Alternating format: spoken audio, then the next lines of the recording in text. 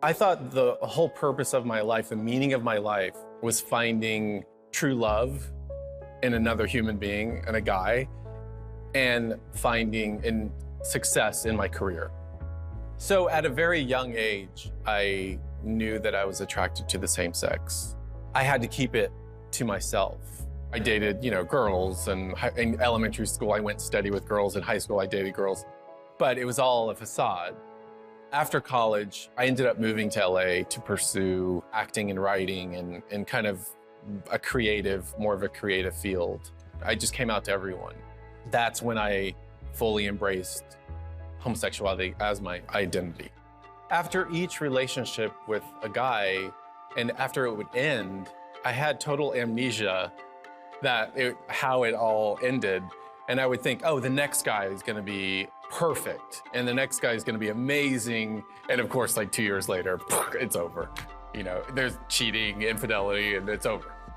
At this point in my life, I was very successful in my career as a set designer, production designer. I mean, I was doing covers for Vogue and for Harper's Bazaar, and I worked with a lot of pop stars like Katy Perry and Paris Hilton and Oprah, like everyone you can imagine. I worked with them. And I also started my own men's fashion line that was successful. Our clothes were in, LA, New York, Paris. I went to all the shows. I went to all the after parties. I was at this one after party in Paris, and I remember just everyone was there from the fashion world. I think Kanye was there that year. And I was kind of looking out over the crowd. It just struck me so profoundly. I was like, is that all there is to life? Just going to parties for the rest of my life? Is this what it's all about? And I really started to panic that night. I was overwhelmed with a sense of emptiness. Got back to LA and got busy with work for about 6 months. I was at a coffee shop in Silver Lake with my best friend, and he was gay too. And we noticed, shockingly, that there was a table next to us with Bibles on the table. This was the first time I had seen a Bible in public in Los Angeles, ever.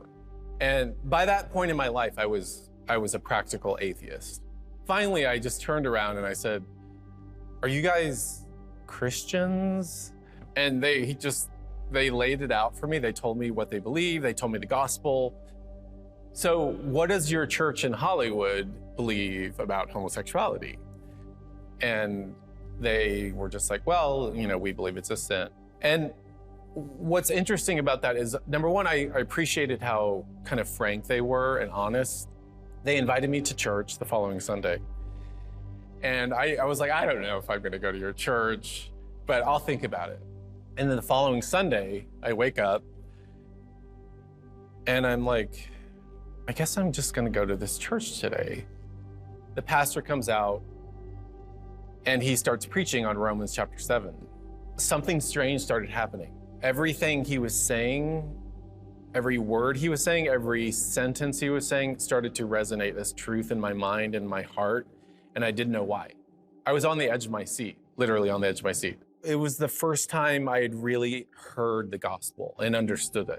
And before he left, he invited people to get prayed with on the side of the church. I go up to this guy, a stranger, and I say, I don't know what I believe, but I'm here. And he said, okay, let me pray for you.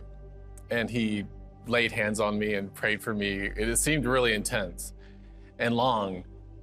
And I just remember thinking, why does this straight dude love me so much? Because it seemed so loving, what he was saying and praying.